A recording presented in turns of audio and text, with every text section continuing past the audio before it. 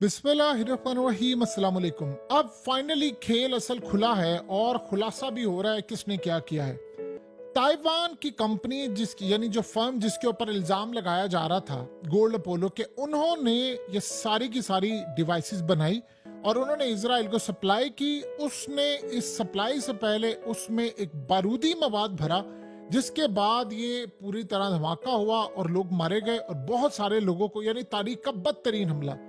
अब सीन ये हुआ है कि ताइवान की पेजर फर्म गोल्ड अपोलो, इसके सीईओ आए, वो कहते हैं कि अब हम इजराइल को छोड़ेंगे नहीं। इन्होंने वो हरकत की है जो सारी दुनिया में हमारी कंपनी का बेड़ा गर्क करने में इन्होंने किरदार अदा किया कि हम अरबों डॉलर्स का इजराइल की इंटेलिजेंस एजेंसी मोसाद के खिलाफ हर्जाना करने जा रहे हैं। हम इनको इंटरनेशनल कोर्ट में लेकर जा रहे हैं और हम उस कंपनी को भी नहीं छोड़ेंगे कि जिन्होंने इसराइल की मदद की है काम करने में। उन्होंने कहा कि ये जो पेजर डिवाइस थी जिसको लिबनान में फाड़ा गया है, उस पर हमारी कंपनी का नाम लिखा हुआ है और उसमें लिखा हुआ है मेड इन ताइवान। हमने ये नहीं बनाई, बल्कि हमने यूरोप के अंदर एक बैग कंपनी थी, उसको लाइसेंस दिया हुआ था, उन्होंने हमारे नाम से बनाई।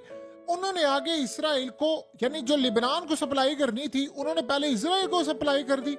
इसराइल ने आगे उन डिवाइसेस के अंदर बारूदी मवाद रखा और इस सारी सूरत हाल में उन्होंने पूरी तरह पता किया कि क्या मामला है। यानी पेजर्स में 10 से 20 ग्राम फौजी ग्रेड का जो धमाका खेज मवाद था वो डाला गया और आप अंदाजा कर लें कि उसको किस तरह छुपाया कि उस धमाका खेज मवाद को इलेक्ट्रॉनिक का एक पुर्जा था, वो जाली था, वो काम नहीं कर रहा था, वो बेसिकली बारूदी पुर्जा था, उसकी जगह वो डालकर इनको दे दिया गया और इस सूरत हाल में लोगों को मारा गया। लेकिन उससे भी बढ़कर जो सूरत हाल है और ज्यादा खतरनाक मामला ये है कि असल में लिबनान के अंदर मुखबिर थे जिन्होंने पूरी तरह इस सारे मामले को, यानी वो शामिल थे इस पूरे खेल के अंदर और उन्होंने सप्लाई, जिन्होंने परचेजिंग इसकी की, उन्होंने पूरी तरह इस सारे खेल में अपना किरदार अदा किया है। अंदर के लोग इनके शामिल थे जो इजराइल के साथ मिले हुए थे। अब आप सोच लें कि जो लेवल आ गया है वो यूरोप की कंपनी इसमें शामिल थी। अब ये सीन बड़ा खुल गया है।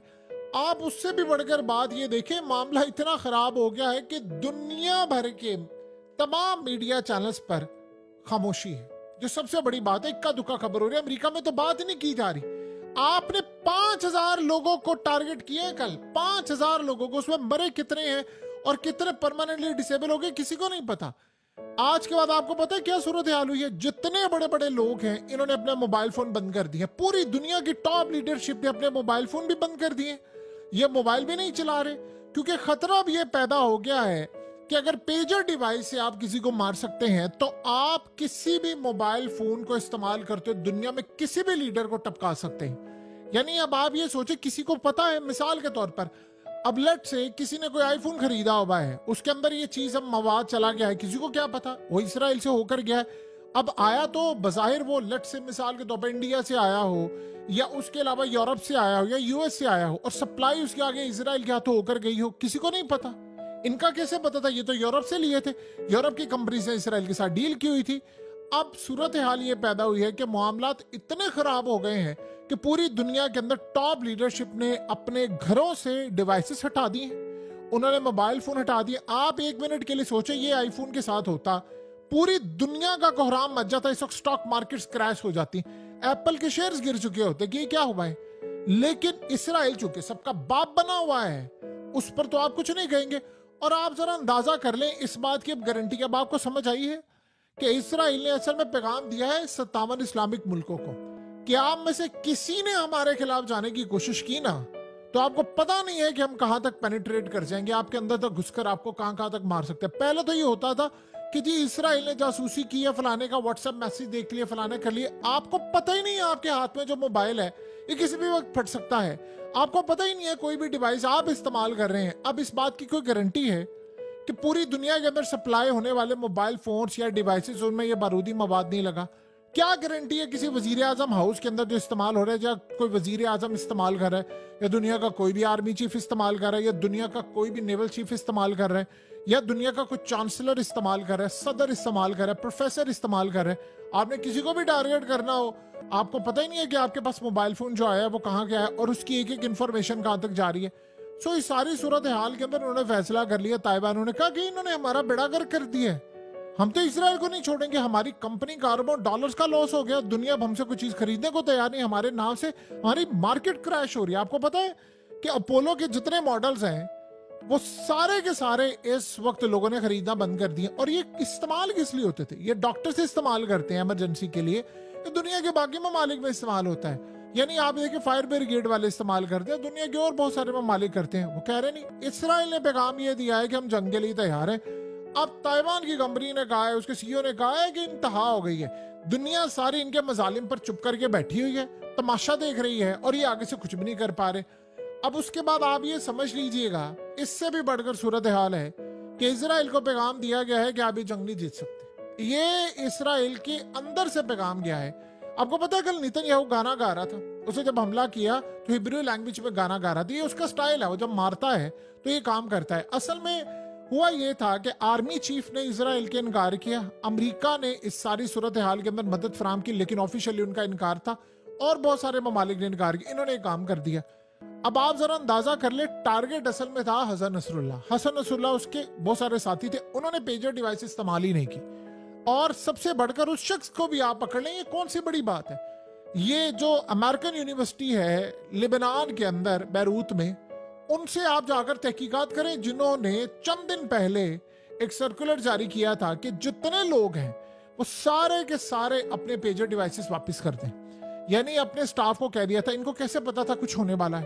तो पकड़ना कौन सी बड़ी बात है, तहकीकात आप करें, आपके अंदर है। जिन्होंने फवाद शुक्र को मारा, लेबनान के अंदर घुस के इस्माइल हानिया को मारा, वही तो मुखबिर है आपके।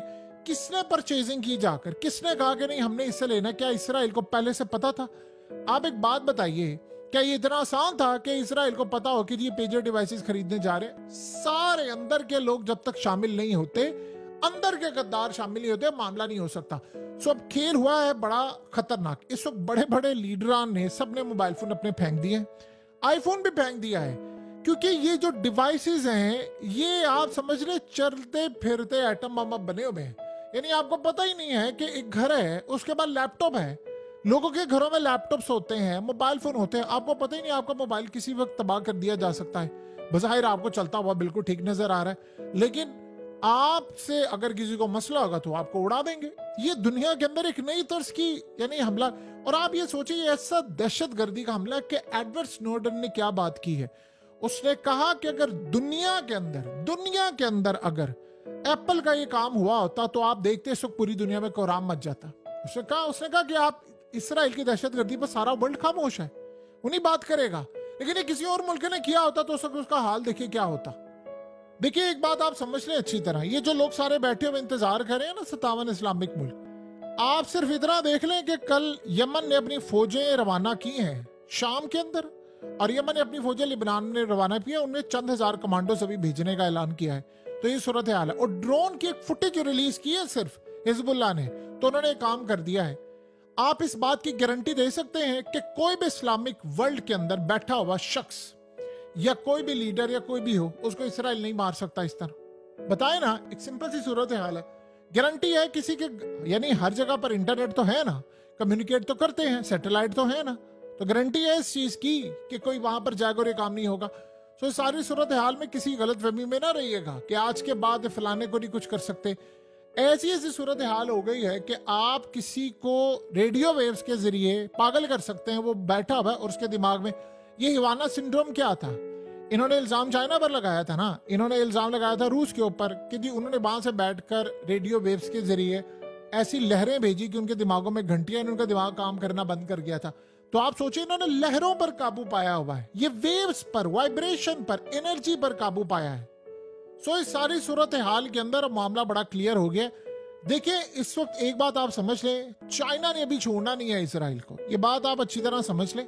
क्योंकि अब मसला ये हुआ है कि चाइना और ताइवान की बहुत सारी कंपनीज हैं जिनको यूरोप के अंदर लाइसेंस दिए गए हैं क्या फलानी इलेक्ट्रॉनिक्स डिवाइस बनाने। आपको क्या पता है कि इलेक्ट्रॉनिक, अब आप एक बात बताइए, कोई कैमरा है, कैमरे के अंदर आपको ऐसी चीज लगा दे कि वो तबाह हो जाए, फिर आप क्या करेंगे? वहां भी तो बैटरीज होती है ना। चाइना कैमरे बनाता है यूरोप की बहुत सारी कंपनीज के लिए। और इस बात की क्या गारंटी है कि चाइना से एक माल गया है यूरोप और यूरोप से वो माल आगे चला गया किसी और को? क्या लिबनान के हिजबुल्लाह के चीफ कैमरा इस्तेमाल नहीं करते? क्या गारंटी है इस बात की कि वो कैमरा जिस कंपनी से लिया गया है क्या उस कंपनी ने इजराइल के कहने बस में बारूदी मवाद नहीं रखा था एक बिल्कुल छोटी डिवाइस के अंदर? आपको कैसे पता चल सकता है? इस वक्त याद रखिएगा, सबकी टांगे कांप रही हैं, सबके पैरों तले जमीन निकल गई है कि हमारे साथ हुआ क्या है। अब कोई नहीं बचेगा। यानी वो जो बिल्कुल सिंपल सी जोन एलिया ने बात की थी, अब कोई बात नहीं खतरे की, अब सभी को सभी से खतरा है। यानी अब वो खतरा खत्म हो गया, अब सारे एक दूसरे के खिलाफ है। तो अब आप अपने आप को बचाएं जितना आप कर सकते हैं। लेकिन अब ये जो जंग शुरू हुई है, किसी भी वक्त किसी को मारा जा सकता है, कौन कहां पर मर जाए, कौन कहां पर टपका दिया जाए। बहरहाल सारे फिर भी बुजदिल ही रहेंगे एज यूजुअल, और लड़ाई करने के लिए कोई आगे अपनी फौज नहीं भेजेगा।